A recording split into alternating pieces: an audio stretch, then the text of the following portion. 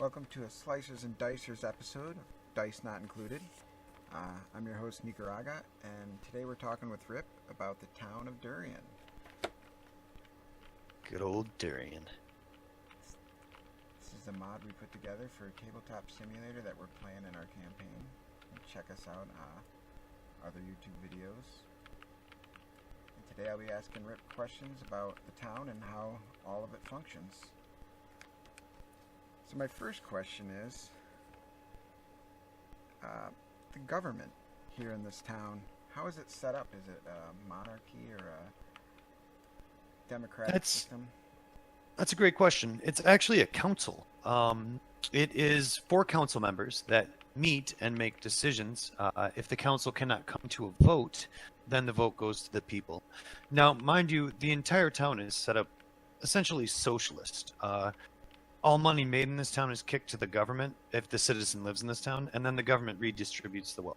Everyone does pretty well in Durian. They don't have a overlord or a ruler that's monitoring over them, and that's the point of it. Is that the council keeps it fair and even.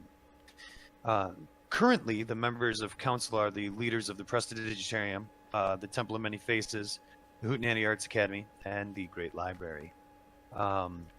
They're all described in the text for the buildings if you're playing in the mod.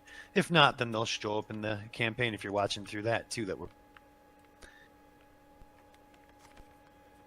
Other than that, it's kind of it's also a caste system where your father will teach you what he does, and you will continue that tradition. The caste system's only really ever broken if someone shows high aptitudes at other things. To that end, anyone can go to school also in Durian if you're from Durian. So maybe your caste system says that you're a town guard, for example, but you decide that you really want to go learn how to act. You can go to the Hootenanny Arts Academy for free. If you're a citizen of Durian, they are paid by the council itself. If you're not a citizen of Durian, then you have to pay your dues.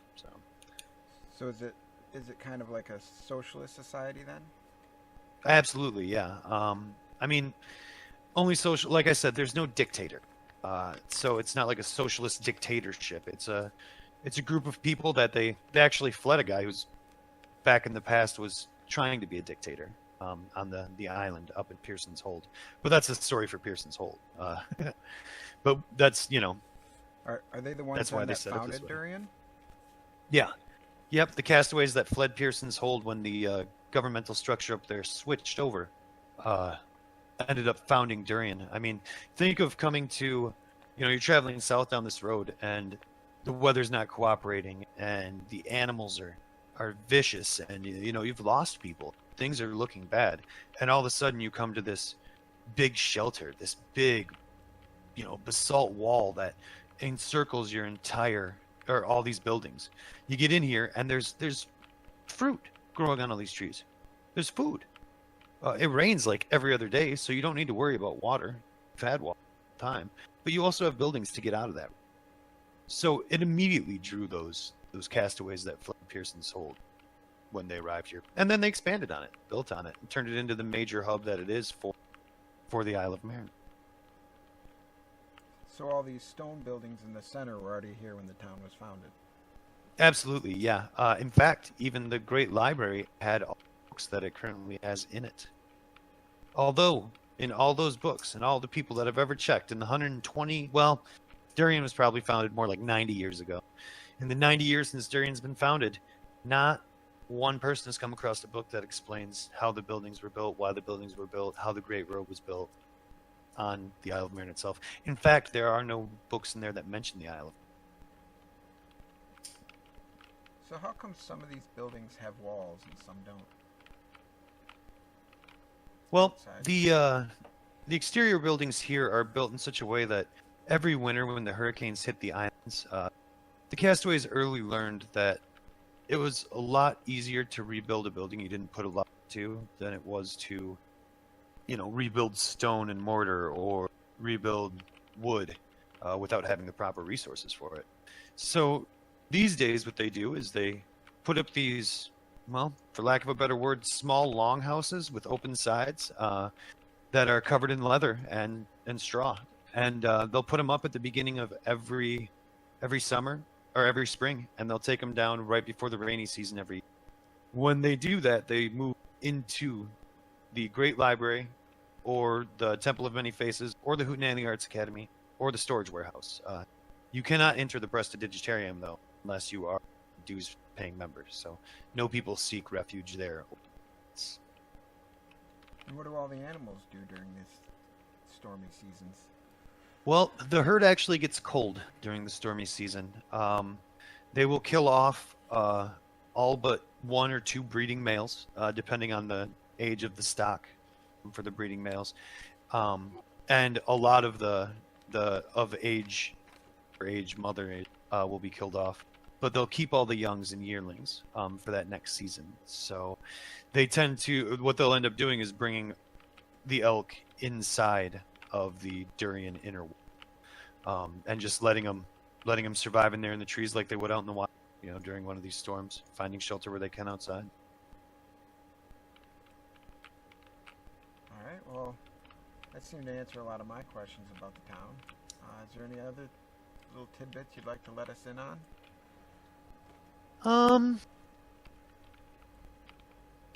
I think we covered a good deal of it. The only thing I would like to point out is that, you got Pearson's Stable and Livery over. And if you need a mount in Durian, they don't sell these elk for riding. They are strictly herd animals. Occasionally, people will ride them that are roughnecks that work out here with them, but they don't sell them for riding purposes. So if you need to get a horse here, it's at Pearson's, and that's pretty much the way it is at every. You need a horse, it's Pearson's. Also, one of the few places in Durian that you can get actual random quests, or one of the few places on the Isle of Marin that you can get actual random quests is Durian. At least random quests from multiple different places, if you get my drift. That's the Prestidigitarium. If you're a caster, arcane style, you almost always find Temple of Many Faces. If you're a priest, you can commune with your god and other priests here. If you read through what it says in the text, if you look at the mod itself, it'll tell you that priests aren't allowed to attack each other. It doesn't matter if they're of opposing gods or not. It's neutral ground for Hootenanny Arts Academy. If you were a rogue type or a bard of any kind, that would be the place to look. And of course, if you're looking for any information, the only place to go is the where Phineas J. Frapp, the head librarian, can absolutely find you the knowledge you're looking for. Unless, like I said, it's about things or the animal itself. Another thing I'd like to mention is that at the bazaars, if you're a member of the town of Durian, if you're a citizen, you can put items that you've either discovered or created on consignment up into the town. If you do that outside of your normal job, if that's not what your usual job is, for example, you will get a bigger kickback from the town for it on your check. If you're not a member of the town splits it 50-50 with. So it's kind of like a auction house. Not so much an auction house, but like a place to sell your items where you don't have to do it. Yeah, and usually what they'll do if they do the consignment option is they'll just give you the amount that you would get from sale at that point and go ahead and sell it themselves later. It's kind of how the town handles it in the coffers. It's archaic, but it's the way it's done. What about the blacksmith shops and the forge and the tannery over here? Well, the forge and the tannery are only usable by citizens of Durian. You'll only see citizens ever in there. It's illegal for any non-citizen to work that forge, to take up any of those leather stations, even if no one's working. It's also illegal, I'd like to point out, another strange law other than the general golden laws, steal, don't kill. Another strange law in Durian is the fact that the Durian tree is sacred and protected. So if you cut down a Durian tree, you face a hefty jail sentence at Pearson's Hold. Oh, well, that's a good thing to know now before I cut one down. Yep. Glad I didn't consider that yet. You'll also notice that there are things that look like tables with umbrellas over top. in the maps themselves. These are artistic renderings of a guard station. Guards will stand here and they're up above the crowd to where they can see all around them. And if it does happen to rain, they're covered as well. They've got a good viewpoint up and down the road where they're at there. There are some dead points that they can't see from the guard stations, but guards also post along the outer wall. So the whole town is fairly well watched over. Because of the durian fruit, too, it has kind of a strange smell. It's like a smell of rotting carrion and turpentine. Doesn't seem like the best combination of smells.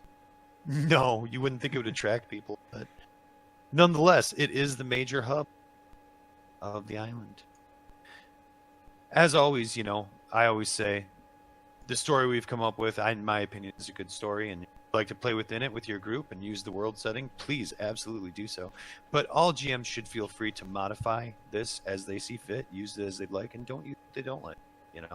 It wasn't created to be a strict, stringent ruling. I mean, that's not how this game's supposed to be played anyway. So, well, it looks like a safe town and one full of quests and places to visit, so I'm hoping to check out more of it in-game and on our next campaign. Well, on this campaign, I should say, because we already started. Very true. Very true. But yeah, I look forward to it as well. Alright, well, thank you, and until next time, this has been Slices and Dicers, dice not included, and see you again. Thanks a lot, guys. Bye.